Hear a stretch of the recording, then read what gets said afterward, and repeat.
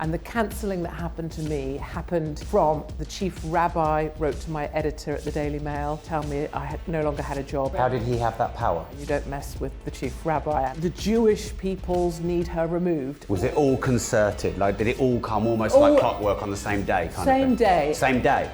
That the movement of human flesh, political groups and other religious organisations profit from it. And that's what got me eviscerated. Fuck. I don't own a home anymore because you took it. I don't have a job anymore because you took it. Just before we get into this madness, make sure you like this video, subscribe to the channel and turn the notification bell on. My kind of erasing from the face of the UK happened after I was reporting on migrants crossing the Med, and I was on the southern coast of Italy watching these ferries called Save the Children or whatever, Sea Rescue, come in. And the cancelling that happened to me happened from heads of churches.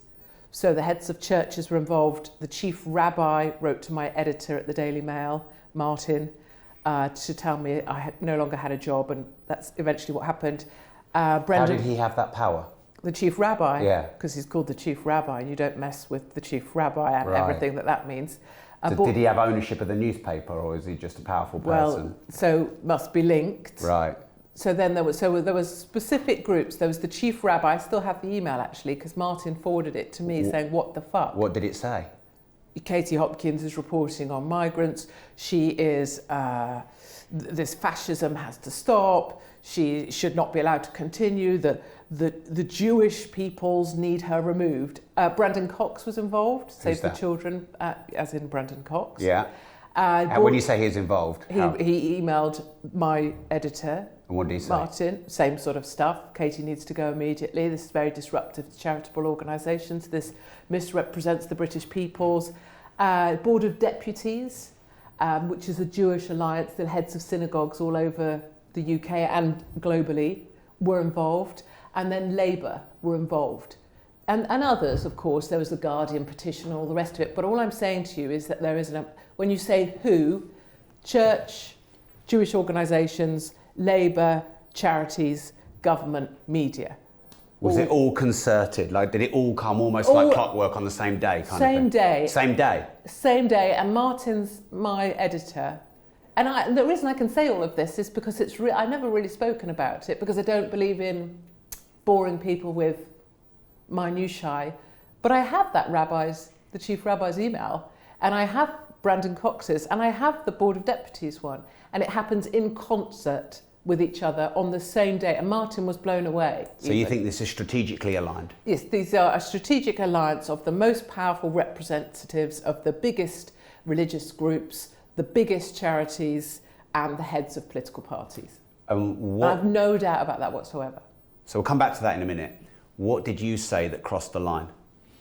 I actively showed by standing on the tippy toes of Save the Children boat, acting as a ferry boat, and then interviewing certain members of the Italian public who were coordinating these and were receiving money, and the hotels they were taking, basically the chain of money that follows the movement of human flesh across the channel. That's not across the channel, I'm sorry, across the Med at the time.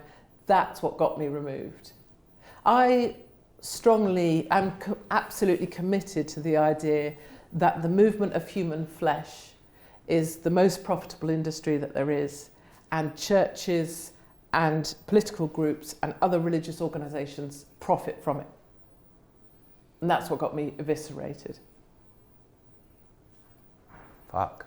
Why did you speak up about it knowing that it could ruin your life? I never knew at the time, because I was writing this stuff and I was I'm not sat in a studio going, "Oh, these migrant boats, this is terrible, we should stop the boats." You stood there looking at the Save the Children crew, and you're on the phone to Save the Children PR asking, "I want to get on the boat." And you're watching, you know when they're going to leave. You've got people tracking that vessel, and it is meeting up with the migrants that are dropped off by the Libyan Coast Guard at an agreed destination, and you're tracking them to the hotels, and you're following the chain of money, and you have the pictures to show it. you become very problematic indeed, because you're not just opining from a studio, you are showing. And that never really been done in that way, not in a Daily Mail platform, not at that size. And because it was being picked up in the US by Tucker, by Fox, I became very problematic, and was removed. And I don't regret a single sausage of it. And I actually, it's helped me a lot in understanding how things operate, how they work, why I'm never allowed to be back on any screens ever again.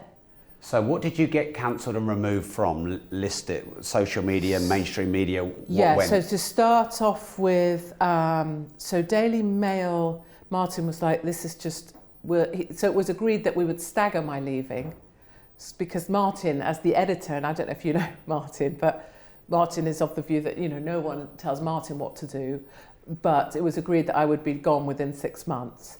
I lost LBC radio. I think I'd lost that just prior, so I was removed from that. I realised quite soon after that I was then removed from the mainstream media. And I say that is specifically because what would happen, and you know this, and anybody that gets booked by shows will know this, you do something, and you get a call from a producer, say Laura Ingraham or Tucker Carlson, so big shows in the States, and they say, oh, we loved your stuff on this, can you come on the 10 o'clock, do. And that's how it works. I jump on a train. That was the system. And what would happen then for about a week or so, 20 minutes later, someone would call and say, oh, that topic is being pulled, or we've had a change up of the lineup, so we're not going. And I'd be on the train headed there, and later on I'd see that they'd maybe swapped me out with somebody less me and found someone else to cover my topic. And eventually I realised that I've been removed from everything. So I'm assuming there exists a list that I'm on that says I can no longer be on mainstream media. And I've never ever been on it again since. Wow, what about social media? Did you lose any accounts? So I've been removed from Twitter. So Twitter removal happened just after all of the rabbi and the charities and the politicians and a coordinated group which are Labour activists. It's called the Centre for Countering Digital Hate Online. It used to be a limited company run by one guy, got bought out by a group, and they went together with the Muslim Council and Rachel Riley, went together to Twitter headquarters and got my Twitter account removed. And that remains removed now. So, but I have YouTube and Instagram, but I never used those historically.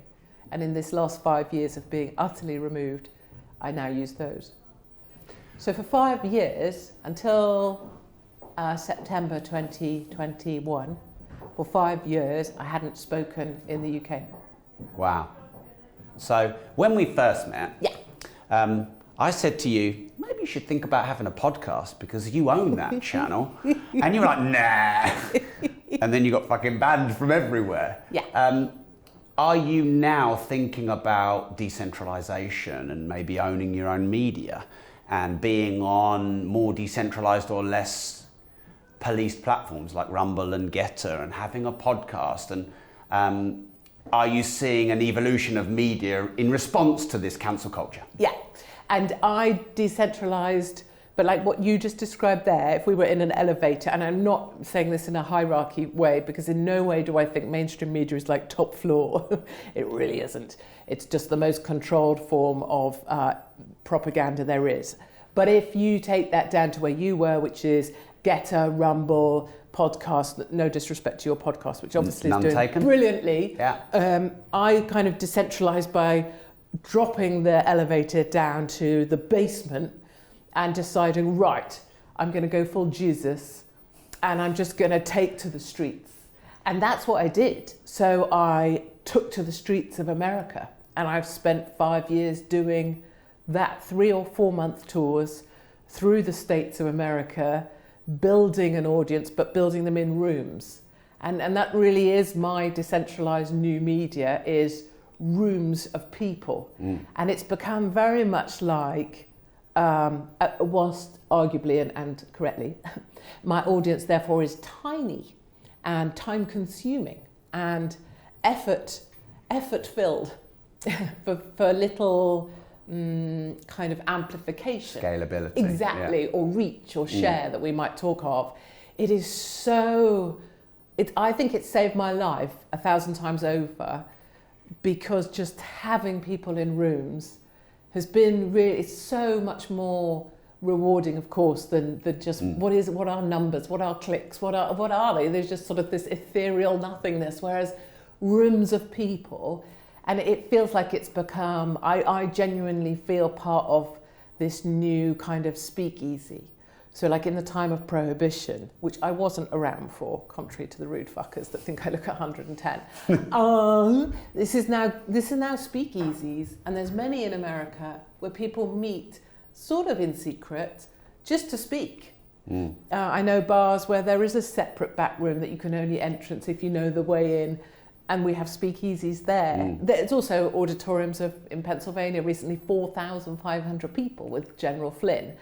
But same in the UK, turning up in venues where I can speak, they gather their people, and we have a brilliant time. So I would say that's how I've decentralised, but certainly I see it, Rumble, Getter, and my concern with all of those is every single time they split and splinter, and so your audience is more and more split, whereas the opposite is what I suspect you were trying to do, and I'm definitely trying to do, which is pile people together.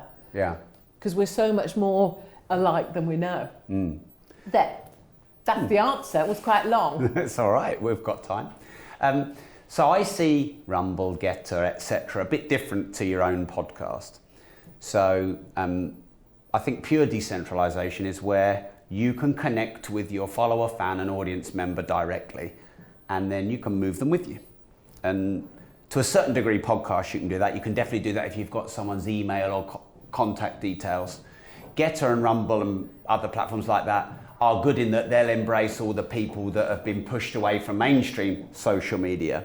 Because it's funny how we had mainstream media, then social media disrupted mainstream media, and now we've got social media, some of it's almost become the new mainstream media, and so then you've got Getter, Rumble, etc. Yeah. But I mean, what's to say in a few years Getter and Rumble don't become the new YouTube and Twitter, they don't become corporatized and commercialized and privatized, which one of them might be already, and then it just cascades down. Whereas if you have your own podcast, you have your own platform. Is this you still lecturing me about having a podcast? Yeah, this is like a 5-year lecture, but yeah. It has gone on.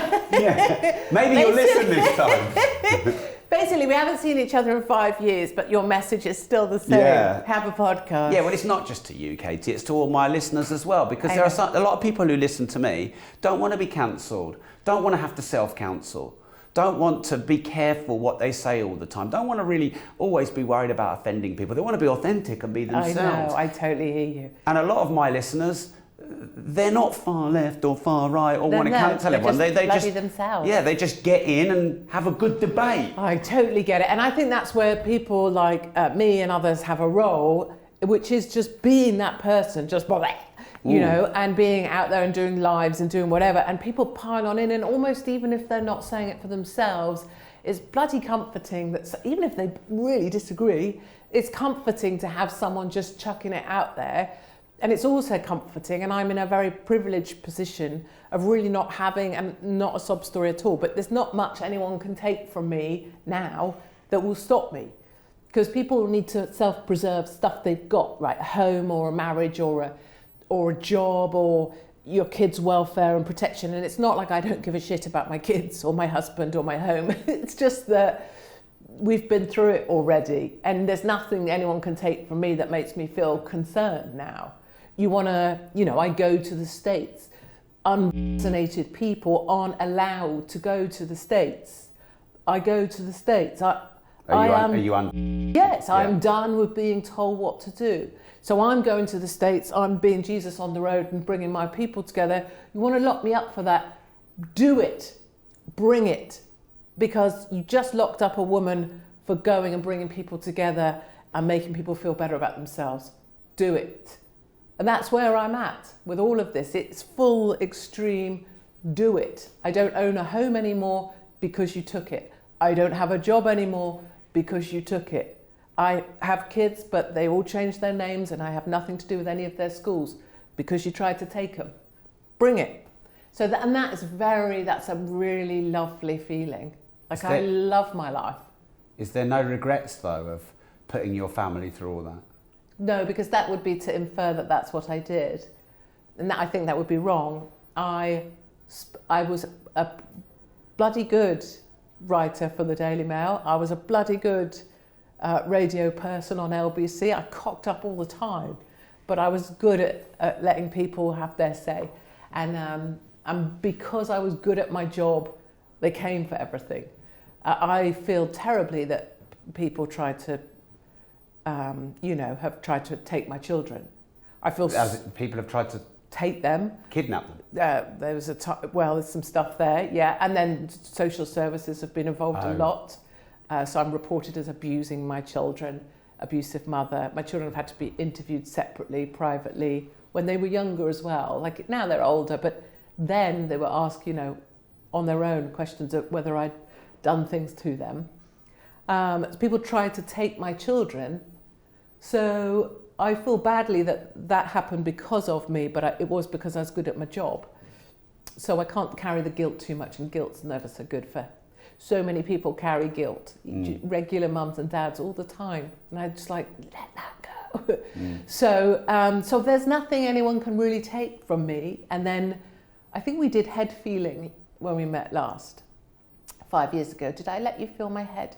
Yes. You remember? Yeah, because there's a big scoop. I've got a hole. Yeah, yes. Yeah, I do remember that. Yeah. Sorry, there might be a better word. No, I think that is the medical, that is how they explained it, when they were going to scoop my head off. Yeah. So I'm missing this bit of my head, right?